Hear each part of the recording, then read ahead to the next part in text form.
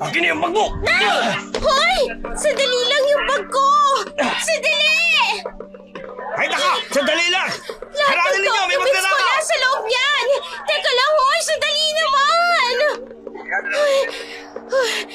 Tabi kayo! Tabi kayo! May snatcher! Ay, anak! Ano bang nangyari? Ay naku, si Sally ho, ninakawan ng bag. Yung lalaki na kayo mo doon. Hindi ko rin siya naabutan eh. Ang bilis tumakbo. Naku, kawawa ka naman, Sally. May importante ba sa bag mo na yon? Oo, yung wallet ko. Yung sweldo ko para sa tuition ni Boyet. Ay, naku naman. Naku, tumawag na kayo ng pulis, baka mahuli pa. Medyo siya tumakbo sa may kanto ng Rizal Street. Kailangan kong habulin. Hindi pwedeng mawala yung pera ko. Naku, Sally, delikato. Huwag ka nang humabol mag-isa. May nakita po akong tumatakbo sa may eskinita. Mabilis pong lalaki tsaka may daladalang bag. Sige, salamat po ah. Sana maabutan ko pa. Mag-iingat ka, Sally! Ang ingay ng palengke, nabalot ng mga sigawan at hiyawan ng mga manluloko na tumakbo dala-dala ang bag ni Sally. Hindi alintana ang init ng tanghaling tapata at ang mga nakaharang na tao. At ang kanyang pagod na katawan mula sa maghapong pagtitinda. Nagdesisyon si Sally na habulin ang magnanakaw. Hindi niya pwedeng hayaang makawala ang perang pinaghirapan niya para sa kinabukasan ng kanyang anak na si Boyet. Sandali! Sandali! Balik mo ang bag ko! Dahil siya tumakbo! Sali! Sa may eskinita! Hindi ko siya pwedeng pakawalan. Ang sweldo ko naroroon eh. Naku, ate, delikado po. Huwag mo nang abulin. Kailangan kong kunin ang bag na yun. Para sa anak ko yun. Miss, gusto mo ba ihabol kita? Salamat na lang po. Baka makawala pa kapag sumakay pa ako. Sa kabila siya ng lumiko! Mabilis ang takbo! Ay, naku po. Hindi ko na siya makita. Pero kailangan kong magpatuloy. Sally! Abay, hinihingal ka na. Mapanganib yan. Hindi po ako pwedeng sumuko. Ang hirap kitain ng perang yun. Ma'am, ako na po ang hahabol. Delikado po sa inyo. Hindi po. Kaya ko na to. Nakikita ko pa siya sa unahan. Sally, isipin mo si Boyet. Baka kung ano pang mangyari sa'yo. Si Boyet nga po iniisip ko eh. Para sa kanya tong ginagawa ko. Ate, doon po siya pumasok sa may lumang gusali. Salamat. Ay, Diyos ko. Tulungan niyo po ako. Sally, sandali. Tatawag tayo ng pulis. Wala ng oras. Baka makatakas ko. Kung hindi natin siya maabutan. Sige na. Ay, naku, miss, hindi mo na siya maabot. Masyado na siya mabilis. Hindi ako titigil hanggat hindi ko nakukuha ang bag ko. Para sa anak ko yun. Habang patuloy ang pagtakbo ni Sally, unti-unting nanlambot ang kanyang mga tuhod sa pagod. Hindi niya gaanong makita ang magnanakaw. Sa dami ng taong nadadaanan, sa kanyang pagmamadali, sa kawalan ng direksyon, hindi niya napansin, paparating ang isang lalaki pagliko ng iskinita. Ay! Rico! Pasensya na po. Hindi ko sinasadya. Ang bilis ko kasi. Sorry talaga. Okay ka lang ba, miss? Mukhang napagod ka ng gusto. Napano ka?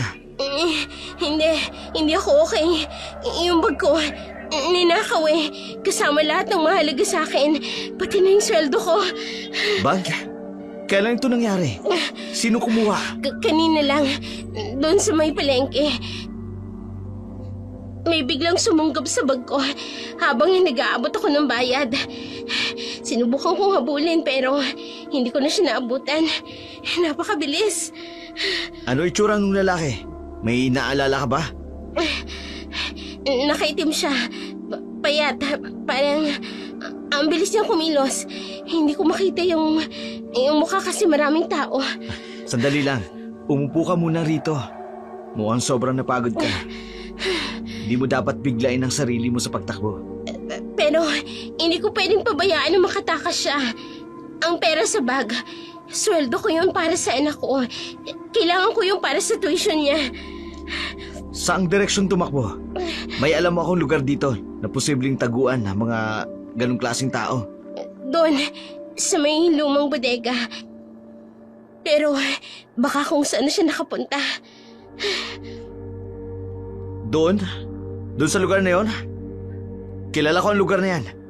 Madalas tambayan ng mga ganyan. Hindi pa huli ang lahat. Teka lang, ako nang bahala. Anong gagawin mo? Huwag kang mapapahamak ka, please. Hindi ko kakayanin kung madami ka pa eh. Huwag kang mag-alala. Alam ko kung paano haharapin ang ganitong klaseng tao. Madalas na akong tumulong dito sa lugar na to. Dito ka lang ha. Promise, babalik ako. Sigurado ka? Hindi mo naman ako kilala. Baka mapahamak ka. Minsan kailangan nating tumulong kahit hindi natin kilala ang taong nangangailangan. Isa pa, mas kilala ko ang lugar na to. May chance ako na maabutan siya. Salamat ha. Sobra-sobra. Mark palang pangalan mo? Oo, Mark. Ikaw? Sally. Sally ang pangalan ko. Okay Sally. Dito ka lang magpahinga ha. Hindi ako papayag na hindi mabawi ang mahalagang bag na yan. Babalik ako. Tumakbo si Mark patungo sa direksyon ng magnanakaw. Mabilis at determinado. Sana mahuli niya. Sana tamang desisyon kong pagkatiwalaan siya. Miss, ayos ka lang ba? Mukha kang pagod na pagod ah. Gusto mo ba ng tubig? Hindi, okay lang po ako. May tumutulong na po sa akin. Sana lang talaga. Ilang minuto pa ang lumipas. Tahimik na nag-isip si Sally habang nakaupo sa bangketa. Ay, Diyos ko. Sana naman tamang desisyon ko. Sana hindi siya mapahamak. Sana bumalik siya may dalang magandang balita. Hindi mapakali si Sally habang hinihintay ang lalaki sa bangketa. Ang binata na si Mark mabilis na tumakbo sa direksyon ng magnanakaw. Ang kanyang mga mata, determinadong sundan ang mga posibleng daanan ng salarin sa makitid na eskinita, sa madilim na sulok ng lugar. Alam ni Mark ang bawat liko at ang shortcut na maaaring magsilbing taguan. Hoy! Sandali! Kuya, bakit po? May nakita ka bang tumatakbo dito? Payat, nakaitim at may dalang bag. Ay, opo kuya, duman po siya dyan sa likod ng lumang tindahan. Salamat malaking tulong ka. Tumakbo si Mark papunta sa direksyon na itinuro ng bata. Mabilis ang kilos, ngunit maingat na nakatingin sa paligid. Ay sir, bawal pong pumasok sa likod. Private property yan. Pasensya na ho. Hinahabol ko yung magnanakaw. Dala niya yung bag na ninakaw niya. Ay magnanakaw pala? Ay nako, ang dami talagang masasamang loob dito. Patuloy na tumakbo si Mark hanggang sa makarating siya sa isang grupo ng mga tambay na nagkakatuwaan sa gilid ng kalsada. Mga pare, may nakita ba kayong lalaking tumatakbo? May dalang bag, payat at nakaitim. Oo, pre. Karara lang dito kanina. Saan siya dumaan? Anong direksyon?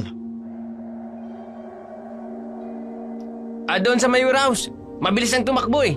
Parang takot na takot. Baka siguro magnanakaw nga. Ano pre? Hahabulin mo? Oo pre, salamat sa tulong. Patuloy na tumakbo si Mark hanggang makita niya ang magnanakaw sa di kalayuan. Agad niyang tinigasan ang boses upang tawagin ito. Hoy! Tigil! Biglang binilisan ng magnanakaw ang pagtakbo. Pilit na iniiwasan si Mark. Ibalik mo yung bag! Hindi mo pagmamayari yan! Wala ka nang tatakasan pa! Ang magnanakaw ay pumasok sa isang abandonadong gusali. Sinundan siya ni Mark nang walang alinlangan. Kala mo matatakasan mo ko. Kilala ko ang lugar na to. Sa entrada ng gusali, hinarang siya ng isang security guard. No kasi, bawal pong pumasok dito. Private property po ito. Magnanakaw po, kailangan kong habulin. Dala niya yung ninakaw na bag. Sige sir, pero mag-iingat kayo ha. Pumasok si Mark sa loob ng gusali. Tahimik na naglakad habang pinakikinggan ang bawat ingay ng paligid. Alam kong nandito ka. Wala kang ibang dadaanan palabas.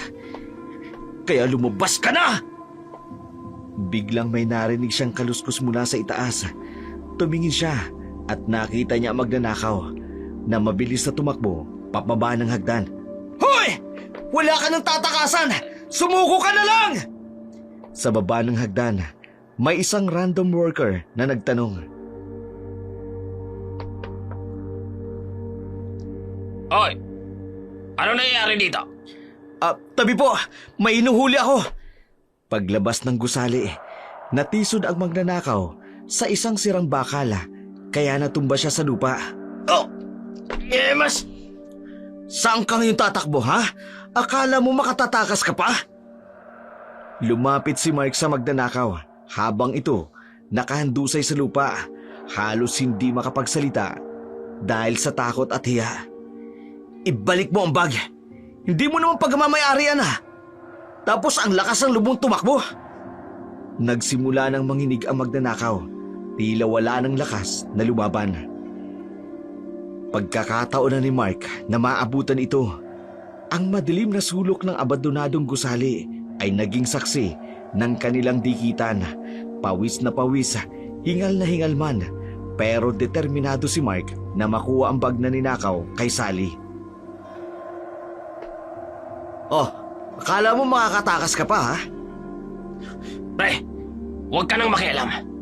Hindi mo naman bag to eh. Hindi, akin na yan. At lalong hindi sa'yo yan! Wala kang pakialam. Pera lang naman ang habol ko eh. Perang pinaghirapan na may-ari. Ibalik mo na yung bag na yan! Huwag kang lalapit! Sigurado ka? O gusto mong madagdagan yung problema mo? Pulang... Hey! Ano nangyayari dito? Pare, magnanakaw to! Tulungan niyo ako mahuli yan! Magdanakaw ka ha? Dito ka pa talaga nagtako? O ano? Iabot mo na yung bag! O kailangan pa natin magkasakitan? Tumakbo ang magnanakaw pero hinarang ng mga worker. Saan ka pupunta? Ha? Hindi ka makakatakas dito. Salamat mga pare! Pwede nyo nang dalhin ito sa presinto. Sige, kami na bahala. Ibalik mo na yung bag sa may-ari. Salamat uli. Magkikita rin tayo! Sure ka? Sa presinto? Pwede kitang dalawin doon. Sige na pare, kami na bahala rito. Salamat talaga mga pare. Habang naglalakad pabalik, buo pa naman ang lahat. Sigurado, mag-aalala ang babaeng yan. Kuya, nakuha mo pala yung bag. Oo, salamat sa tulong ng mga construction worker dito. Naku, mabuti naman nahuli. Kawawa naman kasi yung babae kanina. Oo nga eh. Sige ibabalik ko lang ito sa kanya. Dala ang tagumpay ng kanyang pagkakuha sa bag mula sa magnanakaw. Bumalik si Mark sa lugar kung saan iniwan niya si Sally. Ang dating tahimik na eskinita, unti-unting napuno ng mga tao na naging saksi ng kanilang pagkikita. Nakuha ko na ang bag. Oh my God! Nakuha mo talaga? Oo, check mo kung kumpleto. Hindi ako makapaniwala. Ang bilis mo. Nagsimulang magtipon ang mga tao sa paligid. Nako, ang galing naman ng binatang ito. Kumpleto pa. Kahit yung sweldo para sa anak ko, nandito pa lahat. Buti naman wala na wala. Ako, yang si Mark. Abay, tunay na gentleman yan. Hindi ko alam kung paano magpapasalamat. Kung hindi dahil sa'yo. Ay, sus! Naku naman, tignan nyo nga, oh! Abay! Perfect Bagay na ka. bagay! Perfect! Grabe naman po kayo. Kung okay lang, pwede ba akong humingi ng number mo? Nako! Yan ang sinasabi ko! Bigay mo na, Pagkiraan bigay naman mo yan na. si Mark. Ay! Ay, ako kinikilig sa kanila! Parang teleserye! Ha? Sure. Pero, Para lang naman may way akong malaman kung okay ka na. You know, pagkatapos ng nangyari, di ba? nako, ito yung sinasabing pinagtagpo ng tadhana. Abay, destiny na yan! Sige, Bagay sila! thank you ulit ha. Sobra-sobra talaga. Wala yun. Basta, text kita mamaya ah. Takoy! Kasit naman ang mga batang ere. Text! Parang meant to be, hindi na. Text! Ay! Text mo ako! Nakakala ko nung kabataan ko. Ano? Ganyan Walang din nag-text kami. sa'yo! Hindi, ganyan kami. Tamis! Ingat ka ha. Ikaw din. Siguraduhin mong safe ka pag uwi mo ha. Kiss! Kiss! Kiss! Tuka! Lalong nagpalakpakan ang buong crowd.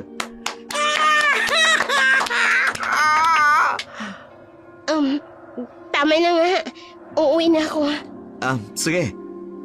Text kita later ha. May bagong love story na naman dito. Ang love story! Testil talaga! Pinagtagpo kayo ng Diyos! Habang papalayo si Sally. Sally! Ang ganda ng ngiti mo. Ang saya-saya ng buhay ni Sally ng mga oras na yun dahil sa pagkakakilala nila ni Marka. Subalit ang maliligayang araw na yun ay napalitan ng pag-aalala na mag-aalas 9 na ng gabi, wala pa rin si Boyet na dumating. Ang kanyang cellphone paulit-ulit na tumatawag sa anak, ngunit walang sumasagot. Sa bawat minutong lumilipas, bumibigat ang dibdib ni Sally. Saan ka nang galing? Nalit lang po. Na-late lang? Alas 10 na ng gabi. Bakit hindi ka sumasagot sa mga tawag ko? Ay, lubat po yung cellphone ko eh. Lobat! Yan na lang laging dahilan mo. Alam mo bang ilang beses kitang tinawagan ha, Boyet? Sorry na po. Sorry. Yan na lang ba? Saan ka ba talaga galing ha? Kay Brian po, gumawa kami ng project namin. Project? O baka naman barkada? Boyet anak, sabihin mo nga sa akin ng totoo. Project nga po. Bakit po ba kayo hindi naniniwala? Paano nga ako maniniwala? Dati umuwi ka ng alas 6. Ngayon lagi ng late. Kasi po marami po kaming gawain. Boyet, natatakot ako. Baka nababarkada ka na. Di po ako nagbabarkada. Bakit po kayo ganyan mag-isip? Kasi nga nagbabago ka na. Hindi ka na katulad ng dati. Paano naman ako hindi magbabago? Wala naman kayong oras para sa akin. Anak, Oh, wala po akong karapatang magreklamo. hindi. Boyet, pasensya na. Hindi ko naman sinasadya. Matutulog na ako, ma. Anak, sorry talaga. Hindi ko naman sinasadya eh. Boyet! Ay, Diyos ko. Paano ko ba sasabihin sa kanya ang tungkol kay Mark? Paano ko sasabihin sa inyo? Na namimiss ko lang naman kayo. Tahimik na ang gabi ng mga oras na yun. Habang sila ay nagpapakiramdaman, Boyet, anak, may pagkain sa mesa. Di na ako gutom. Sige, bukas na lang. Maya-maya pa eh. Paano ko ba sasabihin sa kanya na may magbabago na sa buhay namin? Nararamdaman ko.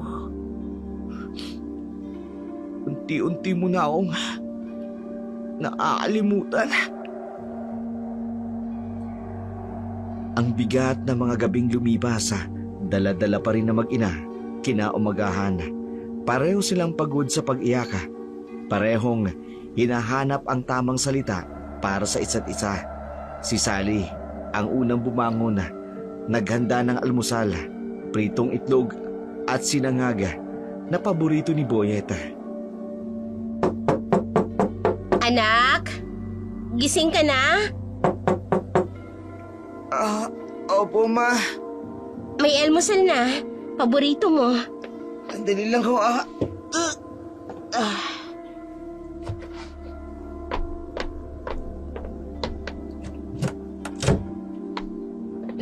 Anak, sorry ulit kagabi, ha? Sorry din po, ma. Halika, mag-usap tayo habang kumakain.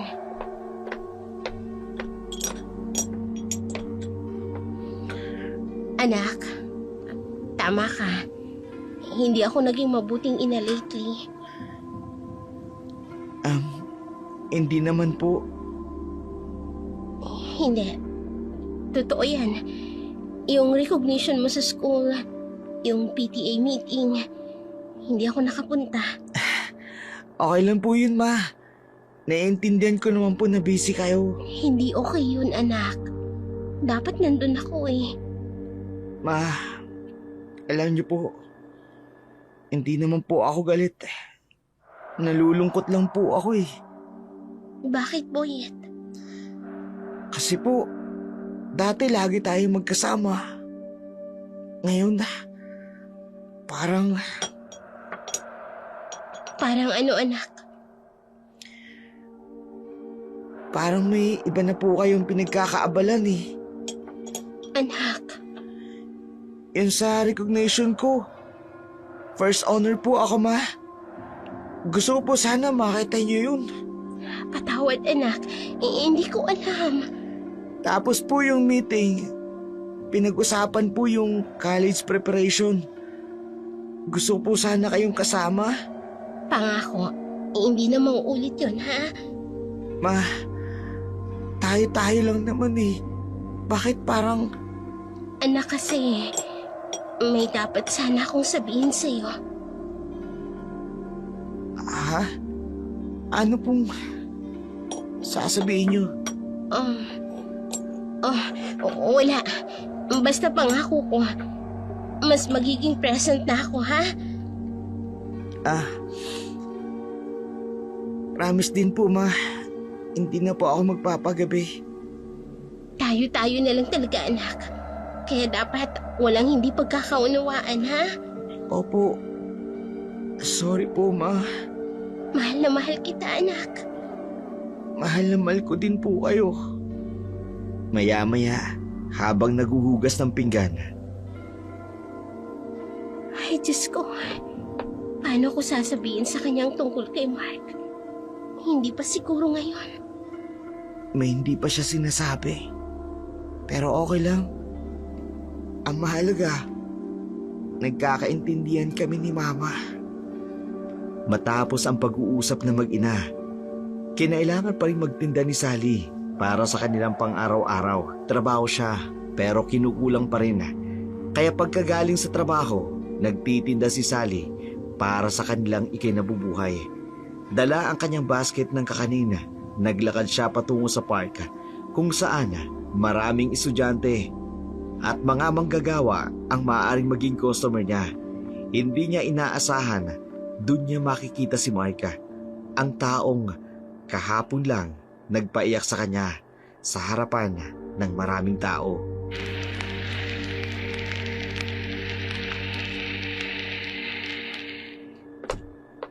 Sally! Nandiyan ka pala. Bakit ka nandito? Hinanap kita. Alam ko, dito ka nagbebenta kapag galing mo May sa trabaho ako. Kung wala kang bibilhin, umalis ka na. Teka, sandali lang. Galit ka pa ba sa nangyari kahapon? Ano sa tingin mo? Sinigawan mo ko sa harap ng maraming tao. Kaya nga nandito ako para mag-sorry sa'yo eh. Sorry ka dyan.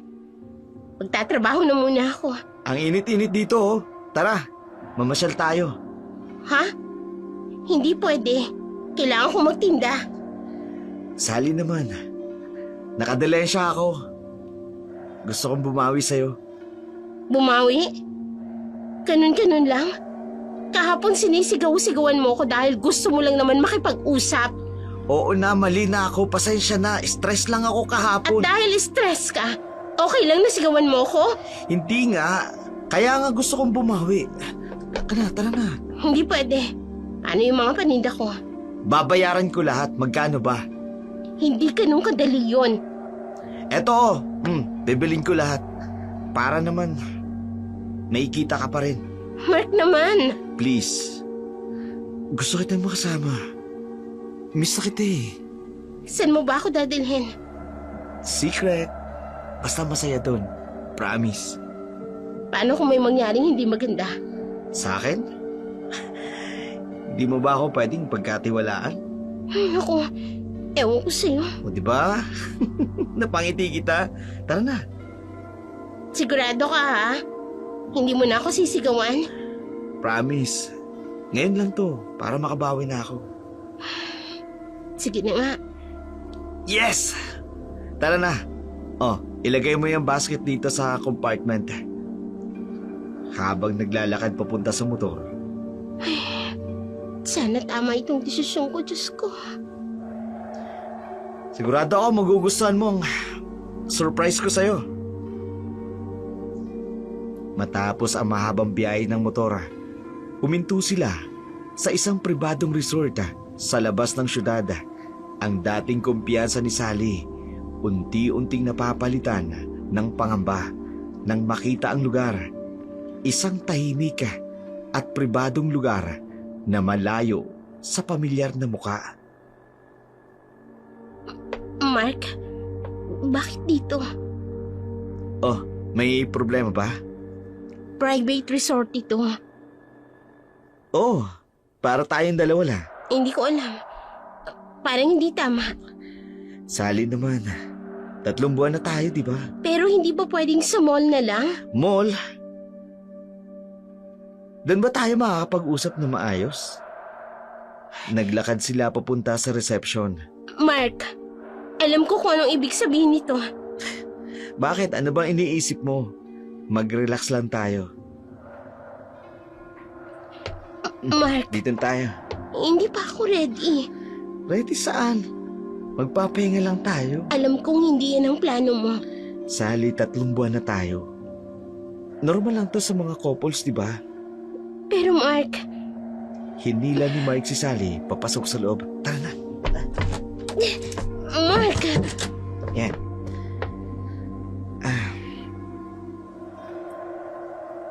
Relax ka lang. Maliligo muna ako ha. Mark, please. Pag-usapan muna natin to. Later. Di naman ako nagmamadali Dali lang. Ay, Diyos ko.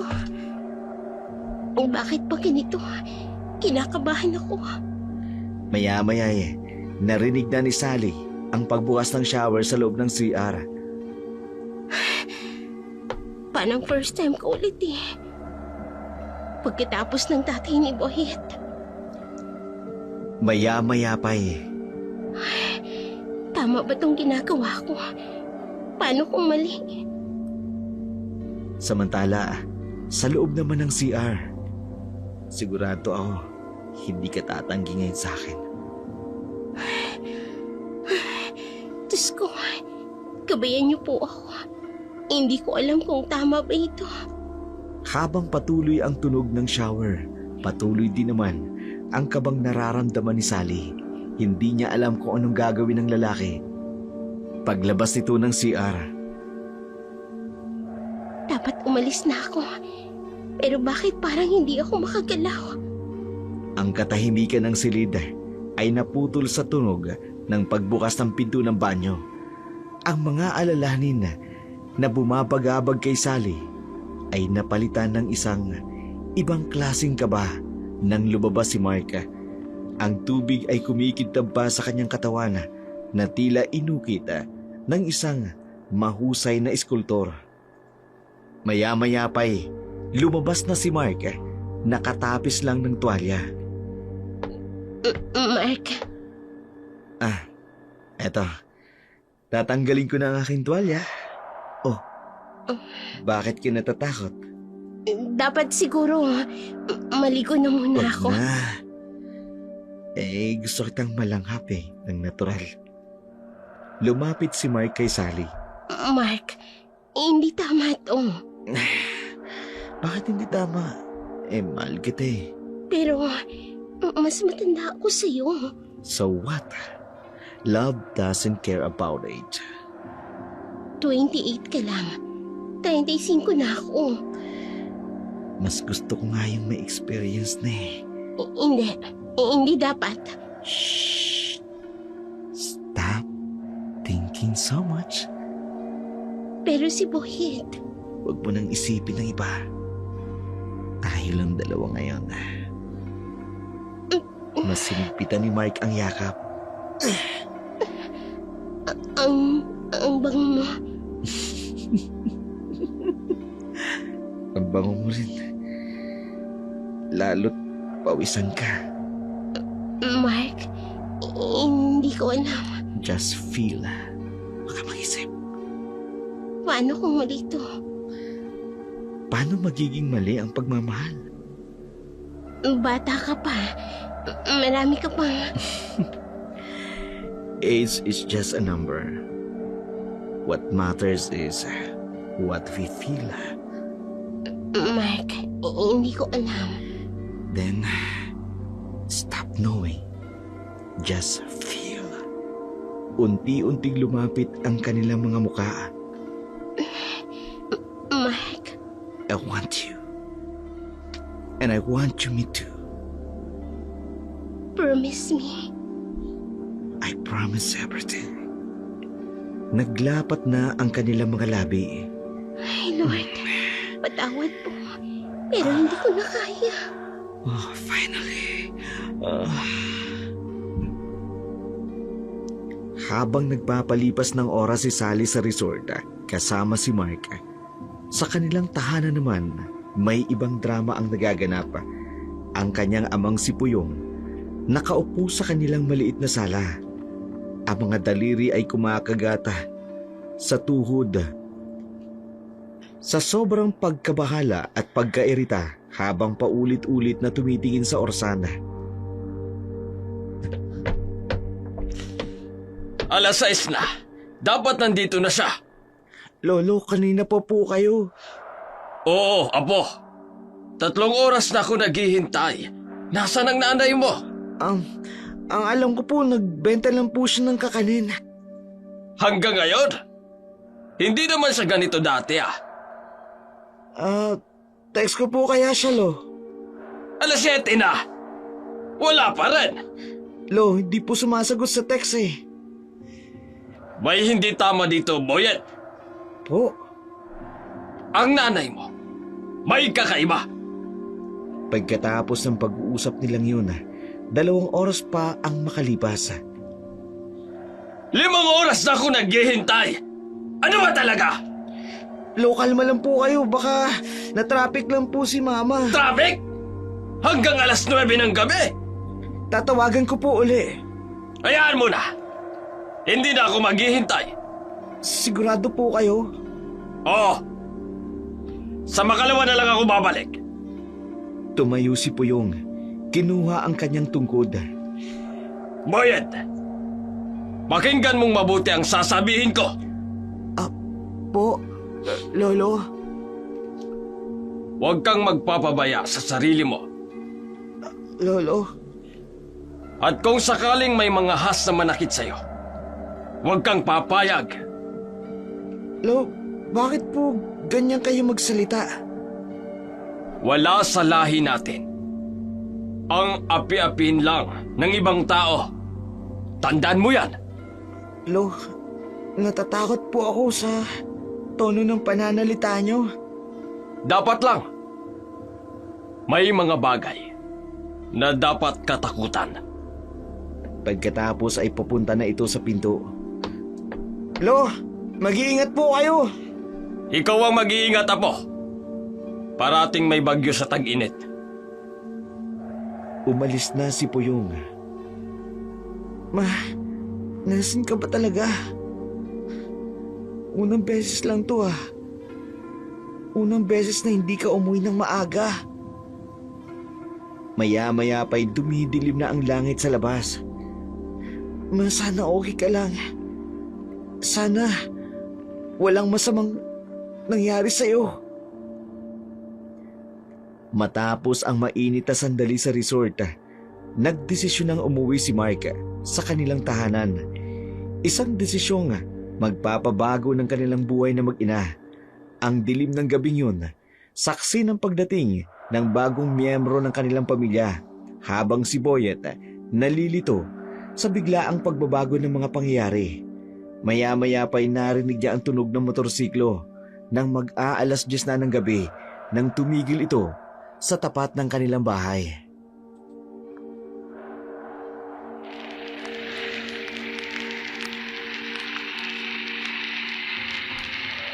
Ma? Kayo na po ba yan? Oo, anak. May kasama ako. Pumasok si Sally kasama si Mark. Ma, sino po siya? Anak, si Mark, siya ang... Hello, Boyet. Nice to finally meet you. Ho? Anak, si Mark, siya ang magiging stepfather mo. Ano po? At dito na rin siya titira. Ma, kahapon lang nag-usap tayo. Sabi niyo walang maglilihiman.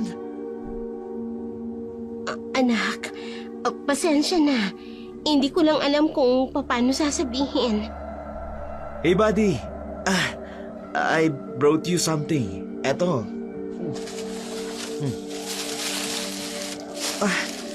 Mga bagong damit tsaka sapatos para sa'yo. Ma, nandito po si Lolo kanina. Ha? Si Papa? Opo, inintay niya po kayo. 5 oras po siya naghintay. Anak, bakit hindi mo sinabi? Paano po sasabihin sa inyo hindi niyo po sinasagot yung mga text at tawag ko?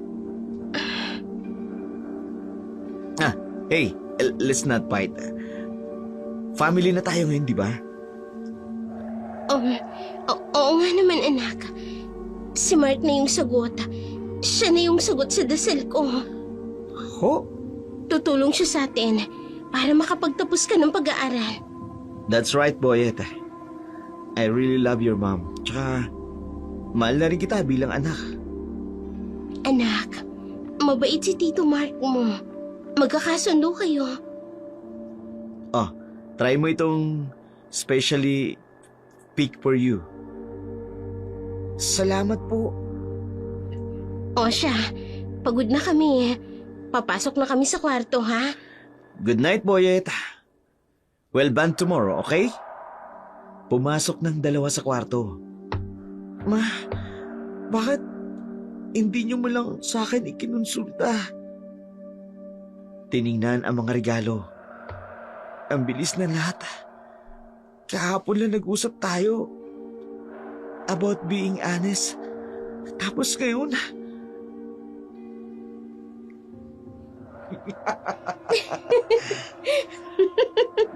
Rinig na rinig ang tawa ni Sally at Mark sa loob ng kwarto. Sana tama itong nangyayari. Ang unang gabi ni Mark at Sally sa iisang silid ay naging unang umaga ng pagbabago para kay Boyet. Habang naririnig pa ang mahinang hilik mula sa kwarto ng mga matatanda, tahimik na bumangon ang binatilyo. Dala ang bigat kahapon at ang pangamba para sa kinabukasan. Kailangan ko matutong tumayo sa sarili ko mga paa. Habang tinititigan ang kalan. Hindi pwedeng laging si Mama. Lalo na ngayon, may iba na siyang inaalagaan. Lumapit siya sa kalan. Parang ganito naman yung ginagawa ni Mama. Bubuksan ko nga ang tangke ng gas tapos sisindihan ko. Oh! Ha! Biglang sumiklab ang apoy! Mama! Tulong! Mama! Mama! Ano yan? Boyet! Oh, Diyos ko! Tulong! Anong ginawa mo? Oh shit, Boyet! Lumayo ka! Lumayo ka! Opo! Isara mo ang tangkay, Sally! Dito ka! Ay, tatanga-tanga ka talaga eh. Bakit ka nag-i-experiment mag-isa? Sorry po. Gusto ko lang naman magluto eh. Patuloy ang pag-aapula nila ng apoy. Sorry? Eh, paano kung nasunog ang buong bahay? Han, kalma lang. Napigilan naman ka agad, di ba? Kalma! Eh, muntik na nga tayong mamatay dahil sa katangahan nito eh. Gusto ko lang naman pong... Gusto mo lang? Ngayon ka pa talaga nag-isip na mag-aral magluto? Sally, tama na.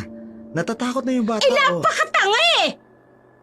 Hindi ka naman lang nag-iisip! Tahimik na lang ito habang umuusok pa ang dingding. Sorry po. Gusto ko lang naman po matuto eh. Ewan ko sa'yo, kung ano-ano na lang yung pinapasok mo dyan sa isip mo. Okay na. At least walang nasaktan. Tama na yan. Hoy, Boyet ah. Tingnan mo yung ginawa mo. Nasira pa yung dingding natin. Hindi ko naman po sinasadya. Ay, nako! Pumunta ka nga sa kwarto mo! Tahimik na umalis si Boyet. Han, bata pa siya. Normal lang naman na gusto niyang matuto ng mga ganyan. Noon hindi naman siya ganito. Hindi ko na siya maintindihan. Sa kwarto naman ni Boyet. Sorry po. Gusto ko lang naman ipakita na kaya ko na eh. Parang di na kayo dapat mag-alala sa akin.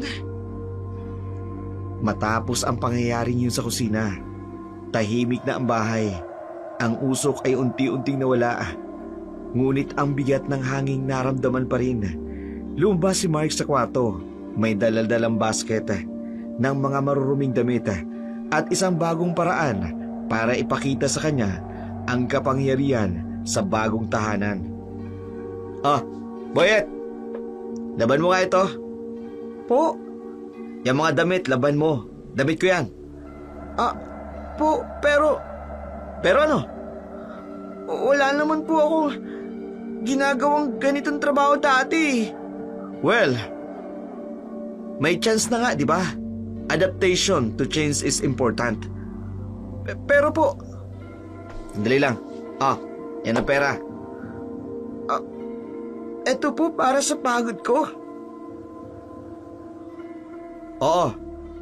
1,000 yan. Hindi ko po kailangan yan. Ayaw mo? Okay, fine. Akuin ko ng pera. Sige po, lalaban ko na po. Good boy. Pagkatapos mo maglaba, po, mag-igib ka ng tubig sa CR sa kwarto. Po, hindi naman po kami gumagamit ng CR doon dati. Exactly. Pero ngayon doon ako maliligo, so mag-igib ka. Bakit po ako? Because I said. May problema ba tayo? Wala po. Good. Kapag natapos mo ng paglalaba, mag-igib ka kaagad ah. Maliligo ako mamayang hapon. Umalis si Mark papunta sa kwarto. Kailangan ko rin talaga ba itong gawin? Habang naglalaba. Dati hindi naman ganito. Pero ngayon, maya-maya pa eh. Para na akong katulong sa sarili kong bahay.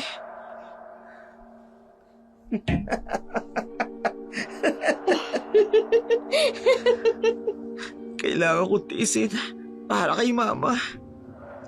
Sa tabi naman ng poso. Hindi ko alam kung hanggang kailan ko kakayanin to. Boyet! Bilisan mo! Maliligo na ako eh! Opo, nandyan na po. Sandali lang po. Pagkatapos ng mapapait na karanasan ng paglalaba at pag-igib, naglakad si Boyet patungo sa tindahan ni Aling Minda para bumili ng sabon. Hindi niya alam na ang simpleng lakad na ito ay magbubukas sa kanya ng mapait na katotohanan tungkol sa bagong kasama ng kanyang nanay sa kanilang tahanan. Oy, Boyet! Abay, ang tagal mong hindi bumili dito ah. Pamili po ng sabon. Sabon? Eh, napansin ko may bagong nakatira sa inyo. Po? Yung boyfriend ng mama mo, si Mark. Opo. Ay, naku anak. Dapat alam mo to. Ano po yan, Aling Minda? Alam mo ba, yung Mark na yan, abay kilalang kilala yan dito. Bakit po? Eh, adik yan eh. User na, pusher pa. Ha? Hindi naman po siguro. Abay, totoo. Itanong mo pa kay Mang Berting dyan sa kanto. Nakita niya mismo nagbebenta ng drugs yan. Baka naman po nagkakamali lang At saka kayo. isa pa ha. Eto pa ha. Napapansin ko lately. Ano? Yung mama mo, parang nagbabago na. Nagbabago po ang ugali? Oo. Eh, dati hindi naman siya ganyan. O ngayon, laging pagod, walang gana. Normal lang naman siguro po yun. At yung sigawan, naririnig ko kung paano siya sigawan ng Mark. Hindi naman po palagi. Ako, Boyet, natatakot ako. Baka ma-involve na rin ang mama mo sa droga. Naku, hindi po totoo yan. Aba, classic signs yan. Una, yung pagbabago ng ugali. Tama na po. Tapos yung Tama na pagiging po. malihim. Ay nako, yan ang biglang pagtitiis sa abuse. Ganun yun. Sabi ko na tama na po eh. Eh, concern lang naman ako. Wala po kayong karapatan kahit na sino man na pagtsismisan ng pamilya namin. Eh pero Boyet, Tigilan niyo na po ang kwento tungkol sa amin. Hindi niyo po kilala si Mama. kilala ko ang mama mo noon. Eh pero ngayon, Magkano po ba ang sabon? ay naku Boyet, pinoprotektahan lang kita. Di po namin kailangan ng proteksyon ninyo. Salamat na lang ho. Mabilis na lumabas si Boyet eh. Ingat ka, Boyet! Abay, bantayan mo ang mama mo! Hindi totoo yun. Hindi pwedeng maging totoo ang sinabi niya. Ang mga salitang narinig ni Boyet sa tindahan ay parang sumpang natupad. Pagbalik niya sa bahay, ang katahimikan ay biglang nabalot ang sigawan mula sa silid ng kanyang ina. Isang eksena na magpapatunay sa mga bintang na kanyang narinig. Nasaan na yung pera? Sinabi ko na sa'yo, hindi ko alam. Tatanga-tanga ka talaga! 10,000 yun! Hindi ko naman sinasadyang mawala. Hindi mo sinasadya, nagganon-ganon na lang! Nakatayo si Boyet sa labas at nakikinig. Mark, please. Katatapos lang ng sweldo ko. Visit na yan! Buhay ang nakataya rito! Anong ibig mong sabihin? Nagtatanga-tangahan ka pa! Alam mo naman kailangan kong bayaran si boss! Anong boss? Sinong boss? Manahimik ka! Akala ko pa naman kakampi kita. Akala ko makakatulong ka sa akin. Pero para kang batong ipupukpok sa ulo ko! Ano bang pinagsasasabi mo? Bakit ba ganyan ka magsalita? Tumahimik ka! Wala kang kwentang babae! Hindi ko deserve ang mga ganyang salita. Ganon! Sumasagot ka! Rico, tama na ano ba? Tama na! Tama na! Sinabi ng tumahimik ka eh! Mama! Mama, buksan niyo itong pinto! Mama! Huwag kang makikaalam! Mark, please. Huwag kang pumasok sa kwarto namin! Huwag ang anak ko. Huwag si Boyet.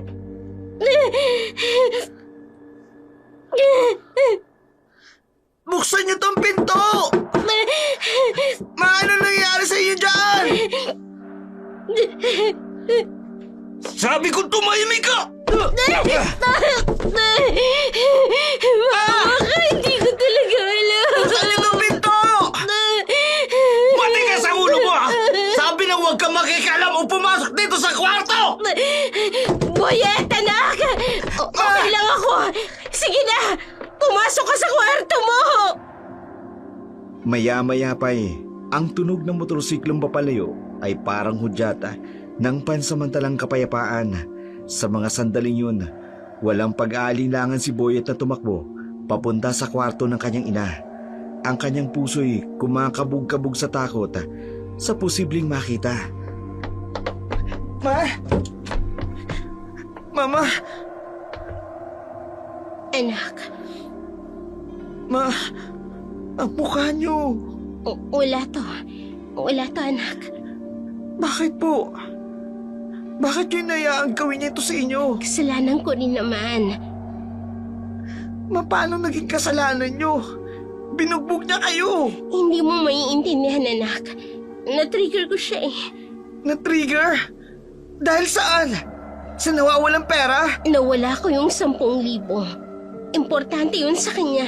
Pero ma, hindi dahilan yun para saktan kayo! Boyet, mainit lang ang ulo niya. Pagod din siguro. Ma, naalala niyo ba yung sinabi ni Lolo noon? Anong sinabi ng lolo mo? Na huwag tayo magpapapi kahit kanino. Hindi niya sinasadya. Nagkataon lang naman. Ma, paano niyang nasabi hindi niya sinasadya? Tingnan niyo nga yung mukha ninyo! Anak, hindi mo naiintindihan. Nawala ko yung pera niya. Ma, napapansin ko. Sobrang nagiging makakalimutin na kayo. Ha? Hindi naman. Oo, kasi lagi kayong puyat. Lagi kayong pagod. Anak, Kahapon nga po yung mga importanteng bagay nakalimutan nyo na. Yung mga pangako nyo, yung lakad natin, pati si Lolo. anak, patawarin mo ko. Ayaw po kayo nakikitang ganito. Para kayong ibang tao na eh. Hindi ako magbabago. Hindi, anak. Pero, bakit nyo siya pinagtatanggol?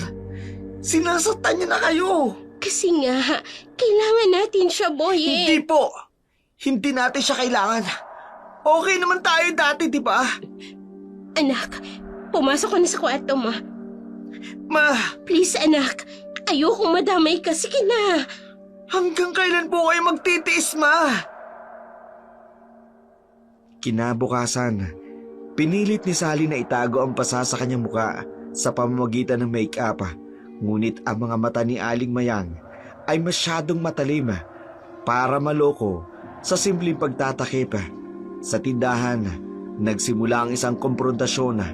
Magpapakita kung gaano kalayo ang paghahanda ni Sally na ipagtanggol ang taong nanakit sa kanya. Ay, Sally, ano yung nasa mukha mo? Natisod lang po ako. Natisod? Sa kama siguro, habang binabraso ka, no? Ha? Ano pong ibig niyo sabihin?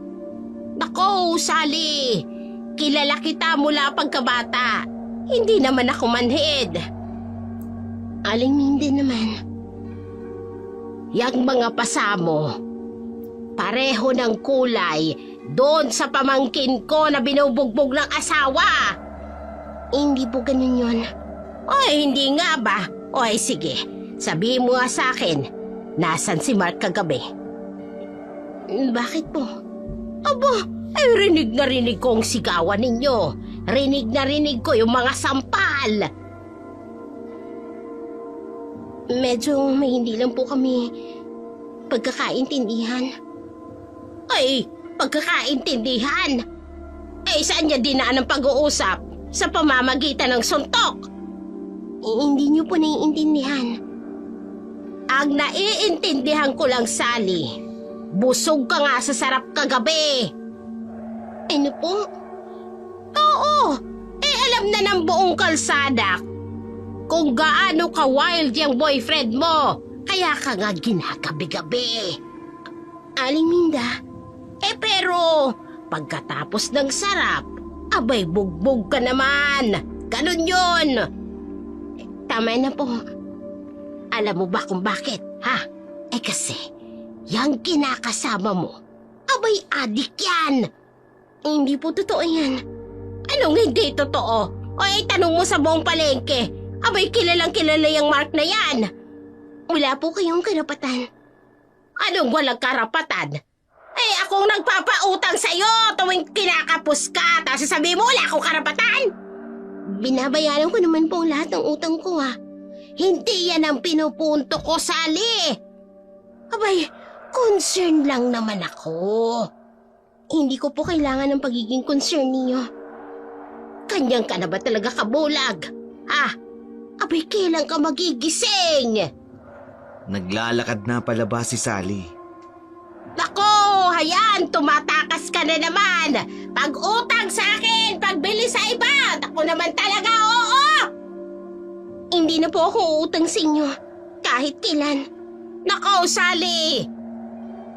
Halos hindi ka na nga makilala. Sino ba itong Saling kaharap ko? Hoy! Hoy! Ganyan ka ba talaga, ha? Ganyan ba kahalaga yung mapanakit mong asawa ko, no? Worth it ba yung mga pasamo? Hoy! Hoy! Tignan nyo, ganyan talaga kapag nabubulagan. Kahit bugbugin ang todo-todo, abay itatanggi pa rin. Di ba? Tignan mo. Ay, nako. Sana'y tulungan ng Diyos ang babaeng yan. Baka sa kapal ng pagmamahal niya, buhay niyang katapat. Matapos ang pagmamalasakit na eksena sa tindahan ni Aling Minda, ang buong komunidad nagbulong-bulungan tungkol sa sitwasyon ni Sally. Si Boyeta, naglakad pa uwi mula sa eskwela, ay nakakita ng isang pamilyar na anyo. Si Mark, ang kanyang motorsiklo na para bang nanunood kung sino o kung ano. Hindi mapigilan ni Boyet ang magtaka, kaya't dahan-dahan siyang lumapit upang obserbahan ang mga pangyayari. Si Mark yun bakit parang nagtatago? Anong ginagawa niya rito? Maya-maya may dumating na itim na kotse. Bumukas ang bintana at lumitaw ang isang lalaking nasa driver's seat. Pre, ang tagal mo Traffic pare. Nadan pa kasi ako sa checkpoint Checkpoint?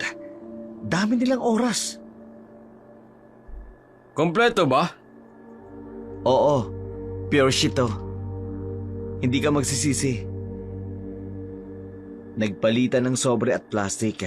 Malinaw sa paningin ni Boyet ang transaksyon, kaya't halos nanginginig siya sa nakita. Diyos ko, droga ba yun? Count mo kung gusto mo. May tiwala ako sa'yo, pre. Suki muna ako, di ba? Maya-maya pa'y may biglang dumating na mobile patrol. Nagliliyab ang lugar at sigawan ng mga ingay ng mga tao. Huwag kayong gagalaw! Putang gala naman, oo. Mabilis na sumakay si Mark sa motor. Nagparurot sa eskinita habang ang mga pulis ay humahabol. Huli ka na! Bumaba ka ng motor mo! Nagpatuloy ang habulan. Nagtakbuhan ang mga tao at ang bulungan sa paligid ay mas lumalakas. Ano? Drug pusher pa na talaga! Oo nga, kawawa naman si Sally Totoo pala ang sinasabi nila. Maya-maya pa'y nawala na ang tunog ng mobile patrol. Tanda ng pagtakas ni Mark. Nako, nakalusot na naman. Siya, siguradong babalik din yan. Doon nakatara kay Sally. Napapikit si Boyet. Ngunit sa halip na magpakain sa takot, isang determinasyon ang umusbong sa kanyang dibdib.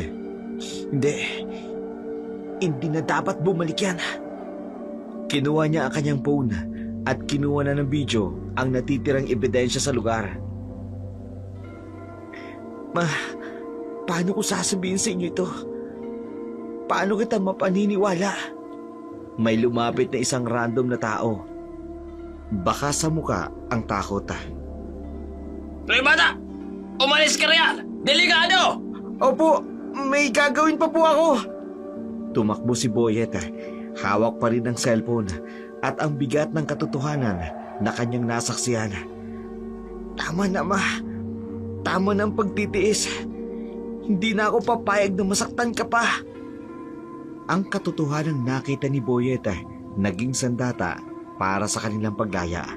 Nang gabing yun, habang tahimik ang buong kapitbahay, isang bagyo ng emosyon at karahasan ang sasabog sa loob ng kanilang tahanan. Si Sally nakatayo sa sala. Adi ka pala. Sino ba nagsabi sa'yo ng kung ano-ano? Nakita ka ng anak ko. Hinahabol ka ng pulis. Kaya pala word ang batang yun lately. Pinapakain mo kami ng perang galing sa droga. Anak ng... Pera din yun, di ba? Umalis ka na sa bahay ko. Ayaw naming madamay ng anak ko. Ganon. Ngayon, bahay mo na to. Oo. At ayaw na kitang makita pa rito, Mark. Alam mo yung anak mong yan, pabigat yan. Kaya ayaw sa akin, simulat sa pool pa lang. Huwag mong idadamay ang anak ko.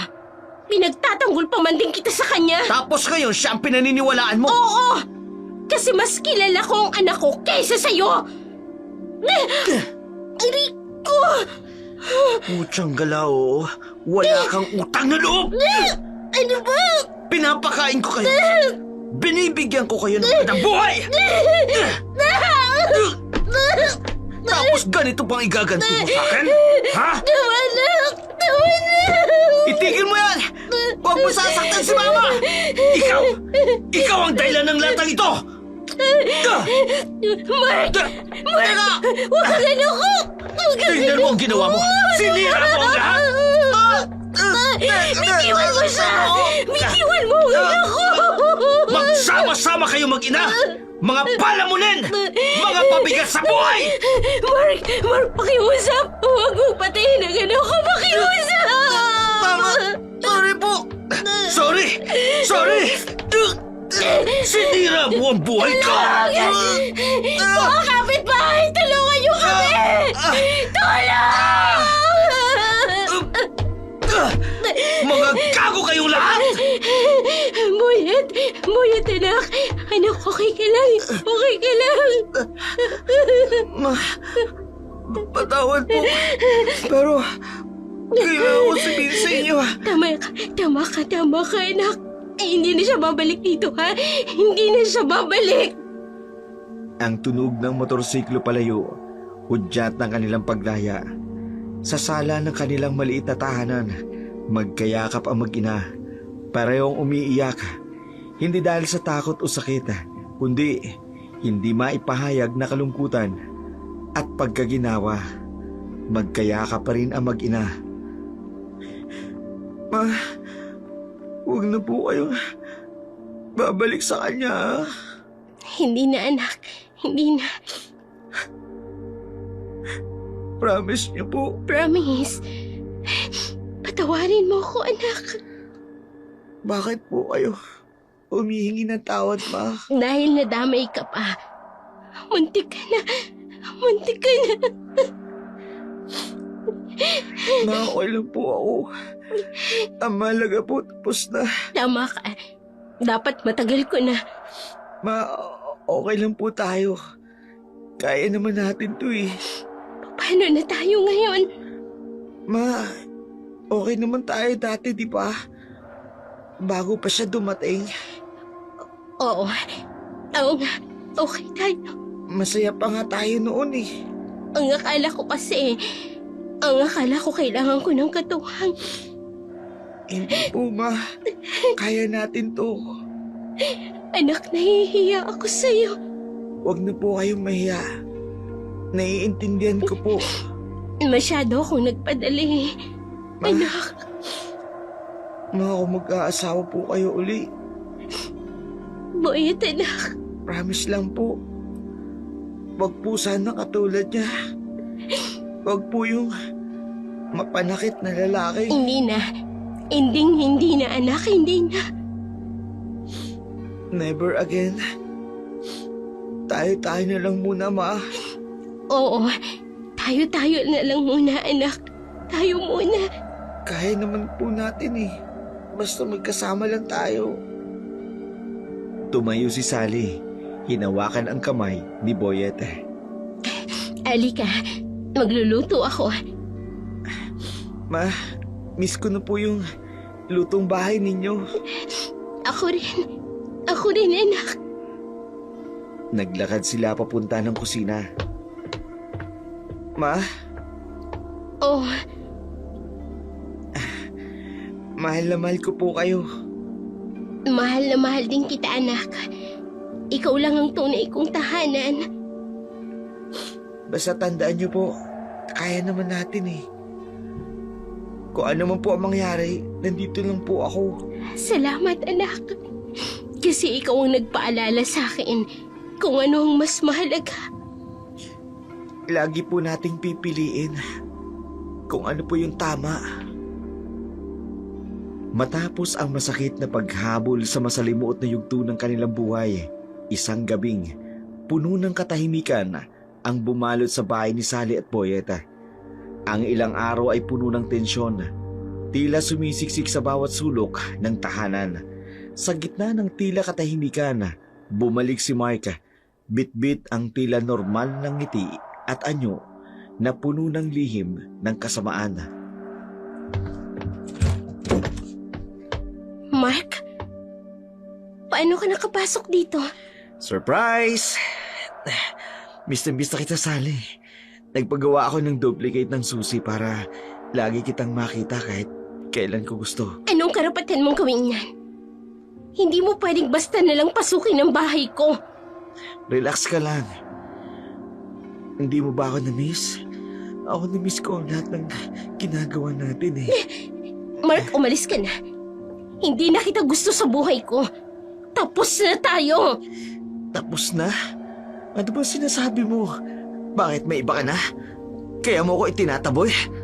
Oo, may iba na ako. Ang sarili ko. Natauhan na ako, Mark. Hindi mo na ako mapapasunod pa.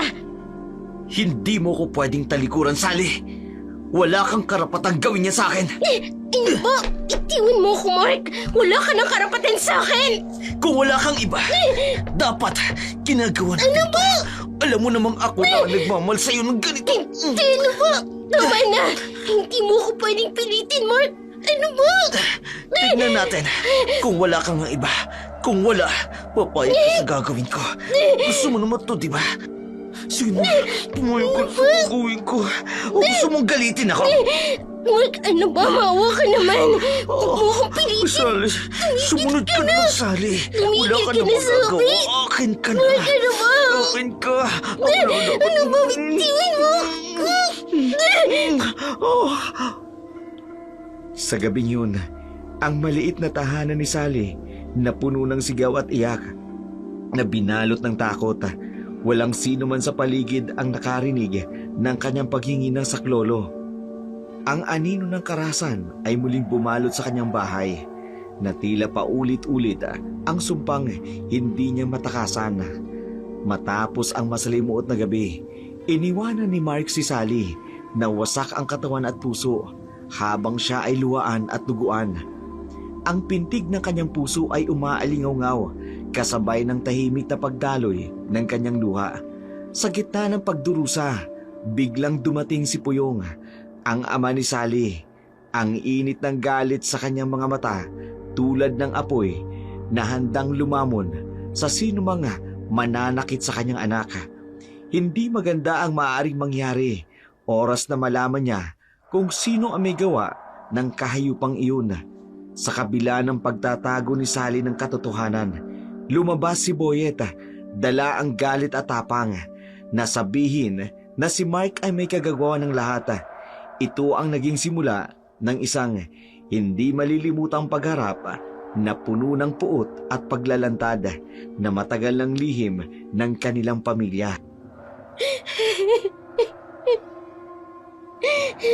Sally! Ano nangyari sa'yo? Sinong may gawa nito?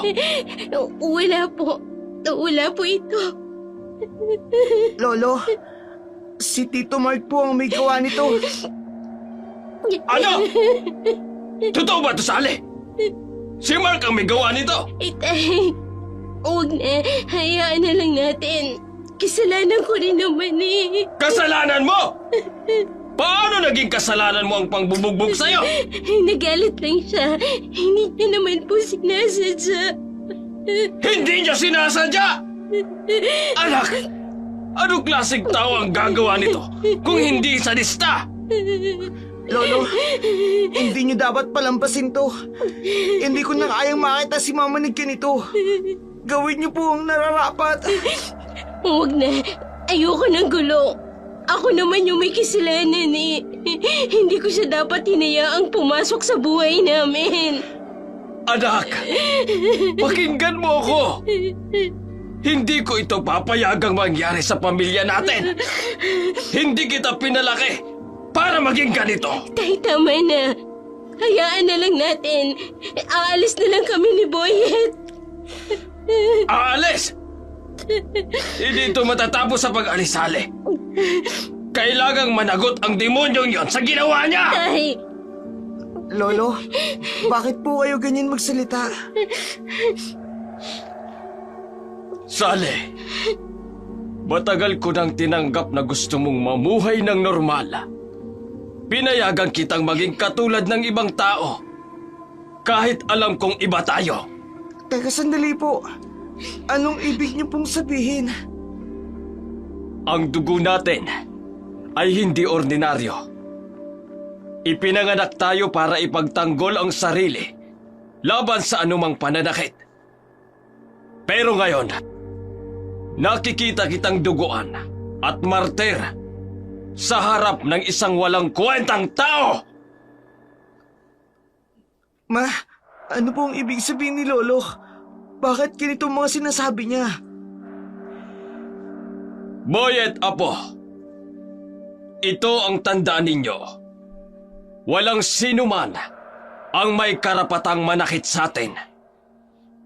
Ang dugo ng ating pamilya ay para sa paglaban, hindi para sa pagpaparaya! tama na po, Itay. Ako nang may kasalanan. Ayoko nang may masaktan pa na sino man. Kaya huwag niyo na po siyang saktan. Sally, ang pagiging martir ay hindi pagkatao ng ating pamilya. Pinayagan kitang mamuhay ng normal, pero hindi kita papayagang mamatay dahil sa pagiging martir mo. Lolo, huwag niyong palalampasin to. Lalabanan natin siya, di ba? Hindi, anak. Ayoko ng gulo. Ayoko ng karahasan. Sally, wala ka nang magagawa. Ang lalaking yon ay mananagot sa lahat ng ginawa niya at walang makakapigil sa akin! Tay! Huwag po! Ayoko nang may madamay. Ayoko madamay ang pamilya natin. Tay! Wala akong may papangako, Sally. Pero sisiguraduhin ko, hindi na siya babalik pa!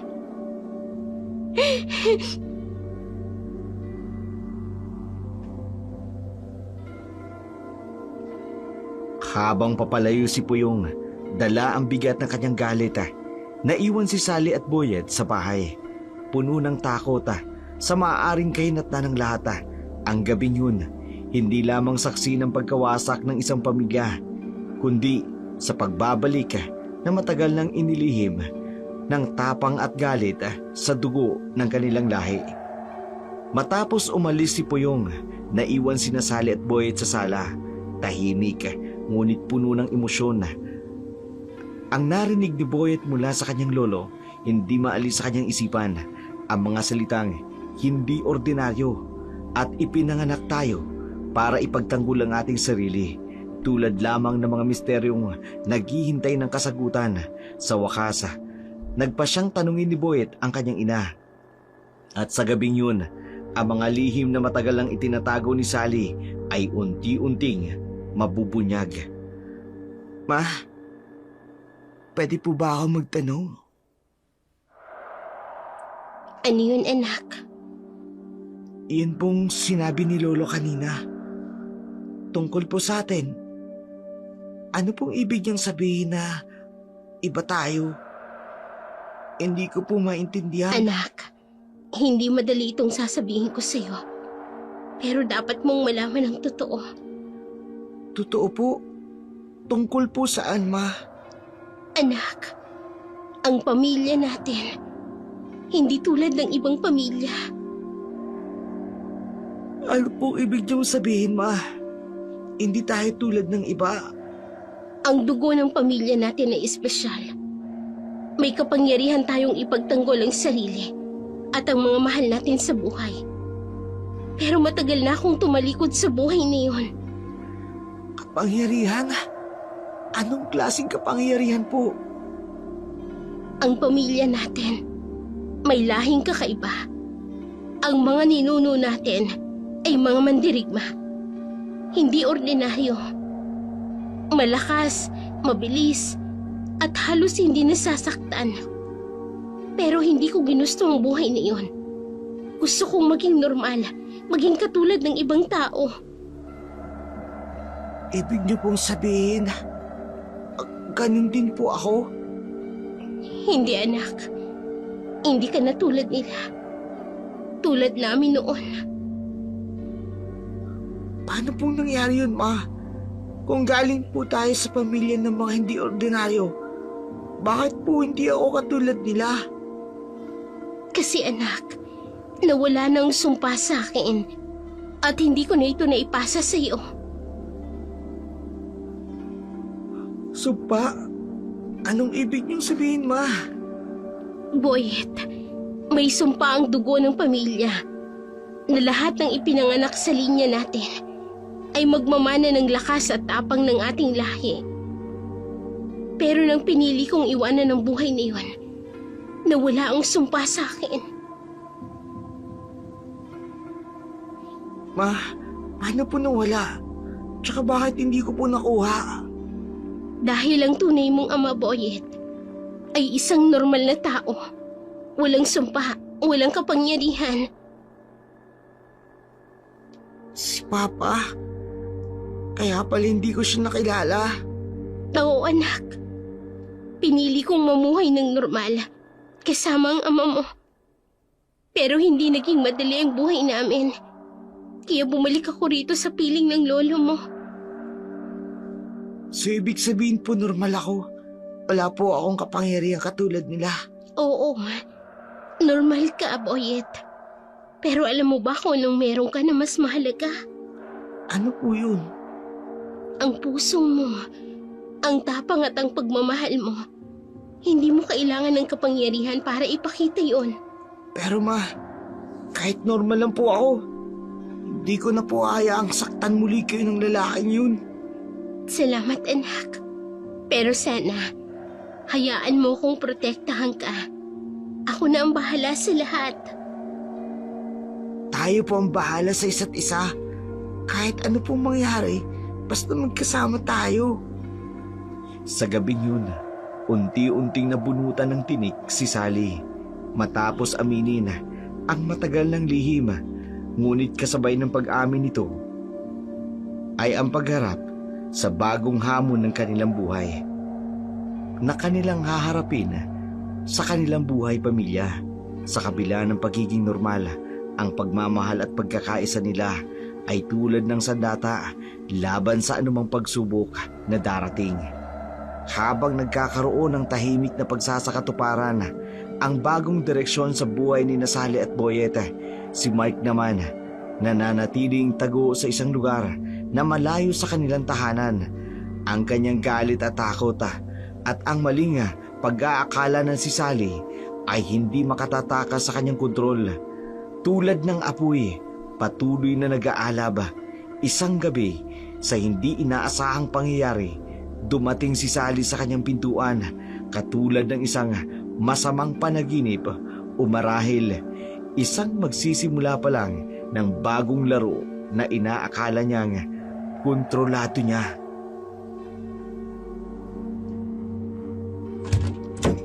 Sally? Anong ginagawa mo dito? Mark, Sabi ko na nga ba, hindi mo ko matitiis eh. Sinundan mo pa talaga ako. Alam ko naman na hindi mo ko kayang kalimutan eh. pwede ba tayo mag-usap sa loob? Siyempre naman. Halika, pumasok ka. Saglit lang ha. Dali lang ha. Tara.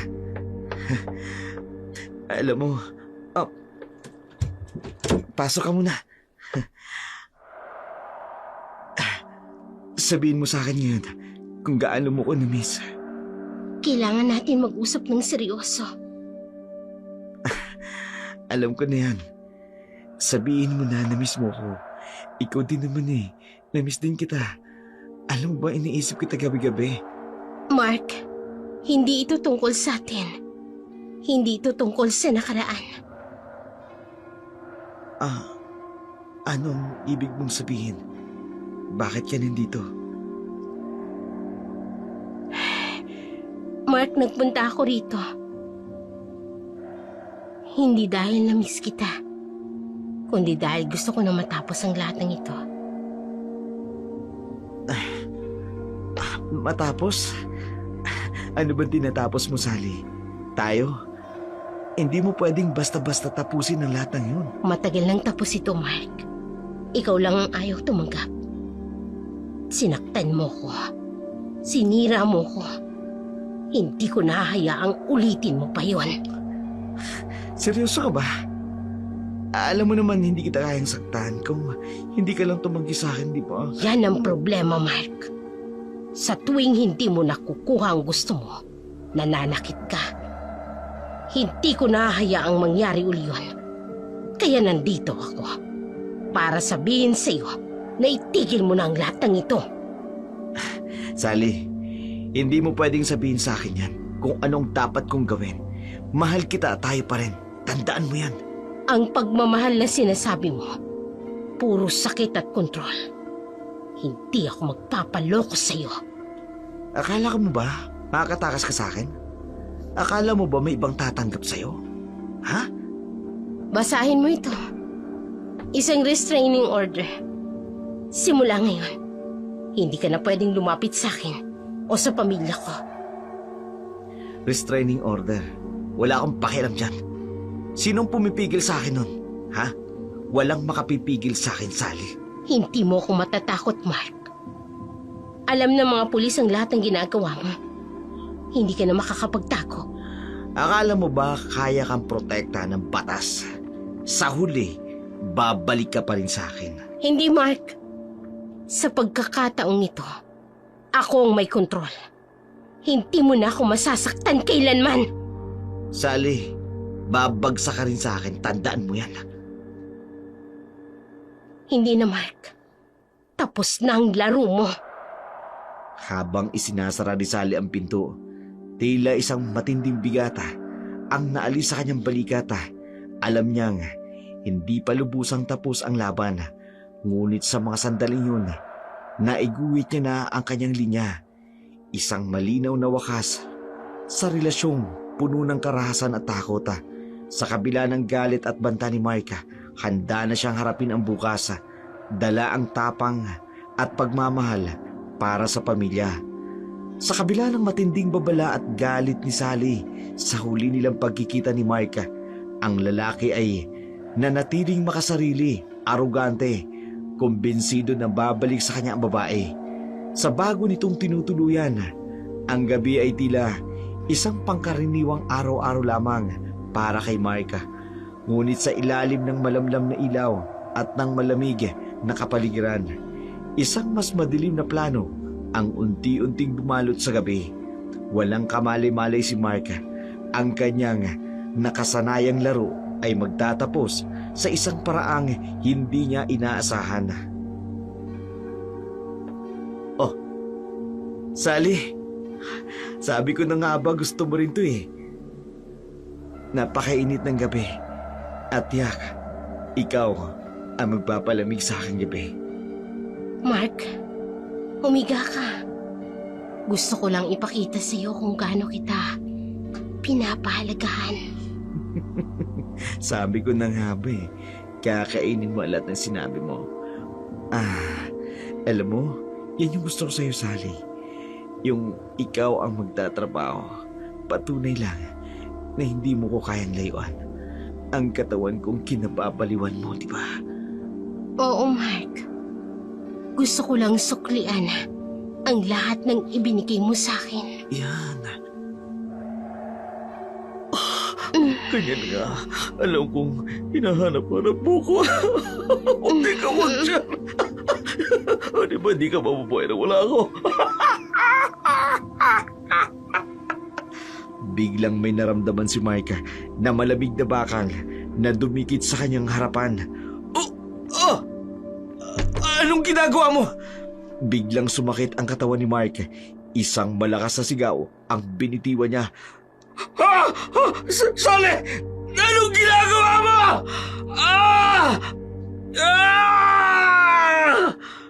Pagdilat niya ng kanyang mga mata, isang nakatatakot na nilalang ang nakita niya. Si Puyong, ang ama ni Sally, puno ng galit at ng kadiliman sa muka. Yan ang parusa sa pang-aabi mo sa mga babae. Hindi ikaw si Sally!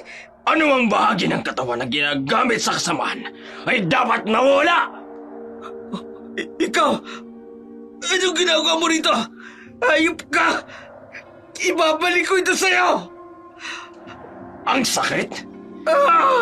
Kulang pa yan sa sakit na naramdaman ng anak ko habang kasama ka.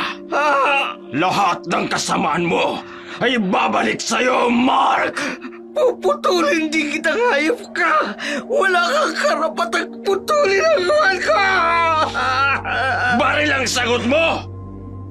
Isa pang kasangkapan ng karahasan! Tingnan natin kung kaya mong gamitin yan bago ka tuluyang maglao! Makikita mo! Gaganyan kita, aswang ka! Papatayin kita! Hindi mo kaya ang tunay na hustisya! Hindi tulad ng pisikal mong lakas! Ang hustisya ay hindi nagmumula sa karahasan! Lumabas ka! Harapin mo ko! Hayop ka! Lalabanan kita kahit wala lang guwang ko!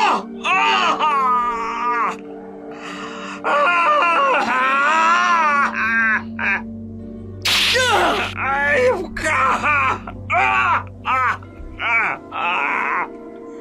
Sa gabing yun, isang tila walang katapusang bangungot ang bumalot kay Mark. Ang kanyang kahiyupan at kalupitan, nagbunga ng hustisyang hindi niya inaasahan. Si Puyong, na puno ng galit at determinasyon, ay nag-iwan ng marka sa kanyang buhay. Isang marka ng pagdurusa na magtatagal sa kanya magpakailanman. Habang ang dilim ay bumabalot sa lugar, ang mga sigaw ni Mark unti-unting nilalamon ng katahimikan ng gabi. Matapos ang nakakikilabot na paghaharap ni Puyong at Mark, bumalik siya sa bahay nila Sally at Boyet na tila isang tahimik na bagyo.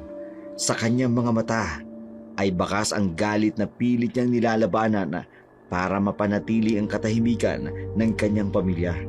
Subalit alam niyang ang pangyayaring yun ay hindi pa ang katapusan. Si Mark, kahit pasugatan at nawawala ng lakas, maaaring bumalik upang magiganti. Kaya nagpa siyang anyayahan ni Puyong sina Sally at Boyet na lumayo. Isang hakbang na maglalayo sa kanila sa panganib, ngunit magdudulot din ng panibagong simula.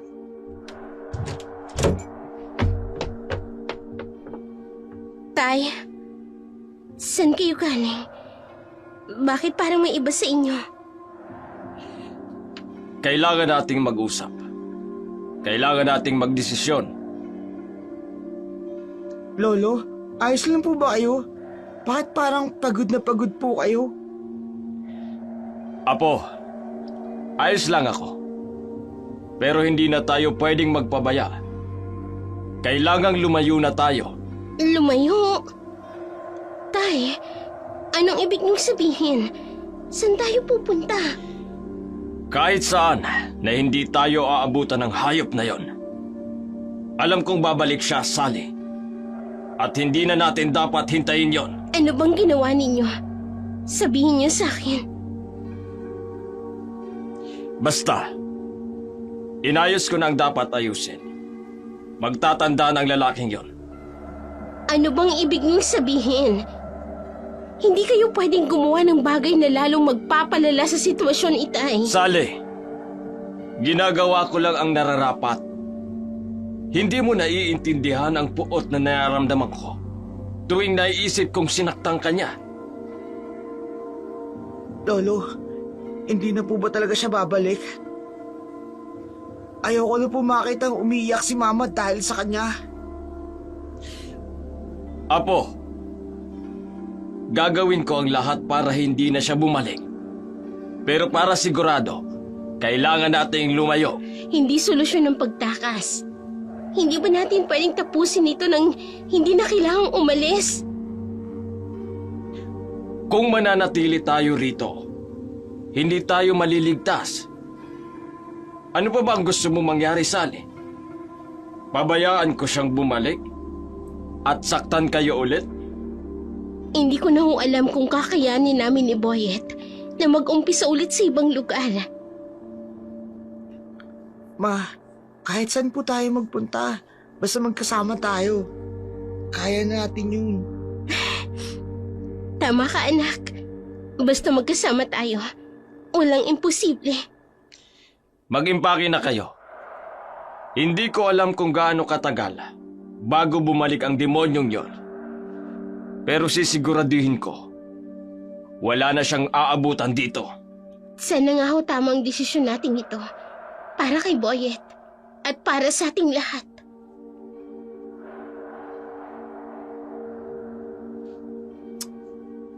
Lo, salamat po. Kahit ano po mangyari, andito po kayo ni Mama para sa inyo. At ako naman, anak. Apo, nandito ako para sa inyo. Kahit saan tayo mapunta, hindi ko hahayaang mangyari ulit ang nangyari kay Sally.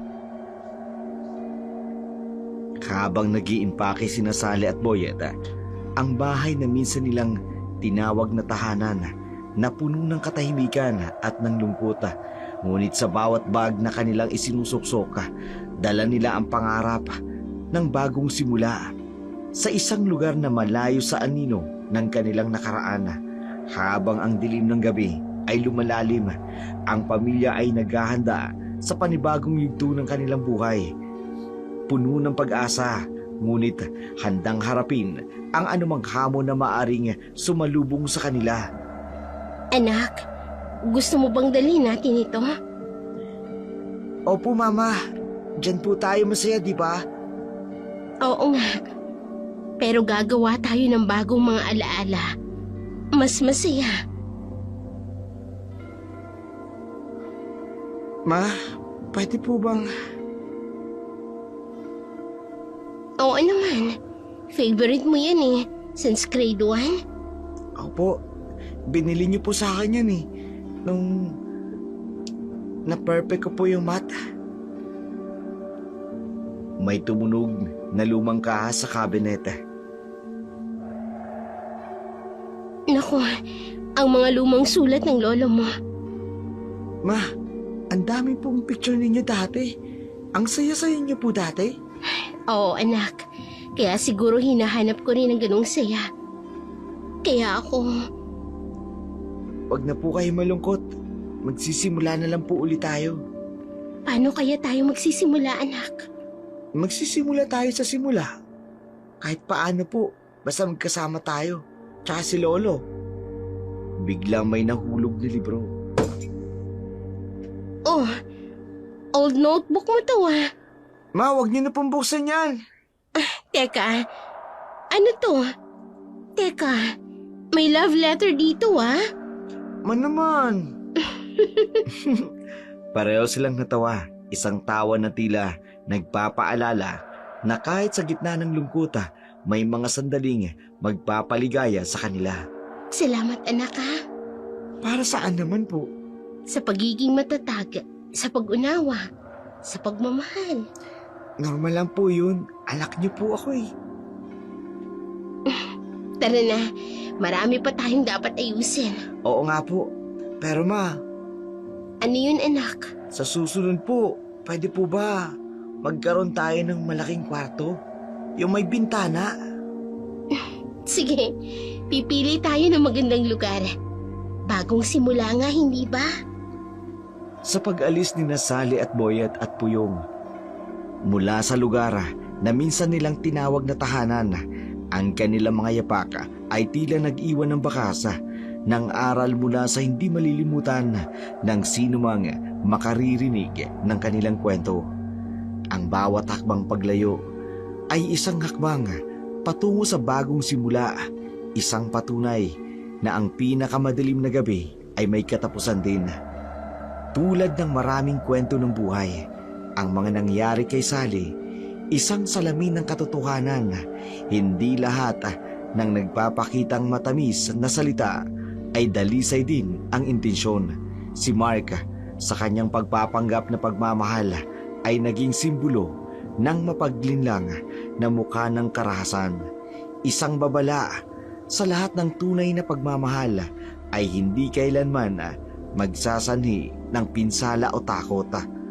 Ang kwentong ito, hindi lamang tungkol sa paghihiganti o ng hustisya. Ito ay isang kwento ng pagbangon, kung paanong ang isang ina sa kanyang pagmamahal sa anak ay natagpuan ang lakas na lumaban at umalis sa isang mapang-abusong relasyon. Si Sally ay naging halimbawa na hindi kailanman huli ang pagbabago, na ang tunay na lakas hindi nakasalalay sa pisikal na kapangyarihan, kundi tapang ng pusong handang ipaglaban. Si Boyet, sa kanyang murang edad, ay naging testigo kung paanong ang pag-ibig ay maaaring maging sandata o kalasaga. Sa kanyang mga mata, nakita natin kung paano ang isang anak ay maaaring mag-isang lakas ng ina, at kung paanong ang bata ay may kakayahang maintindihan at tumayo para sa katotohanan. Ang kanyang presensya ay nagsilbing paalala na ang mga desisyon natin hindi lamang para sa ating sarili, kundi para na rin sa mga taong umaasa sa atin. Si Puyong naman, sumasalamin ng walang hanggang pagmamahal ng isang magulang. Ang uri ng pagmamahal na handang gawin ang lahat kahit pa ang pinakamahirap na desisyon para sa kapakanan ng kanyang mga anak. Ang kanyang aksyon, bagamat maaaring kontrobersyal, pero sa iba, nagpapakita na ang pagprotekta sa pamilya ay minsan nangangailangan ng matapang na hakbang.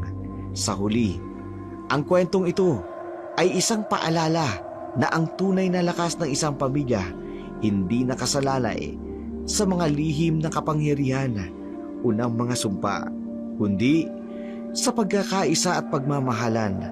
Ang bawat sugat, bawat luha, bawat pagsubok ay nagiging daan upang mas lalong tumatag ang kanilang samahan. Hindi man perpekto ang kanilang paglalakbay, ang kanilang kwento ay patunay na ang pag-asa ay hindi mawawala sa pusong handang lumaban para sa isa't isa. Habang sila ay naglalakbay patungo sa kanilang bagong simula, ang kanilang kwento mananatiling buhay. Isang patutuo na ang tunay na pagmamahal ay hindi nananakit. Ang tunay na tapang ay nasa pusong handang magpatawad at magbago, na ang tunay na pamilya nagiging mas matatag sa gitna ng unos. Sa kanilang mga yapaka, naiwan nila ang mga aral. Ang pinakamahalagang kapangyarihan ay ang lakas ng loob na pumili ng tama, ang tapang na umalis sa mali, at ang pag-asang lumika ng bagong bukas. Sa bawat hakbang palayo sa nakaraan, sila ay patungo sa isang kinabukasang kanilang pinili. Isang kinabukasang puno ng pag-asa, dignidad at ng tunay na pagmamahal. At sa kanilang kwento, naiwan nila sa atin ang katotohanan, ang pinakamatinding kadiliman kailanman ay hindi kayang talunin ang liwanag ng pagmamahal at pagkakaisa ng pamilya.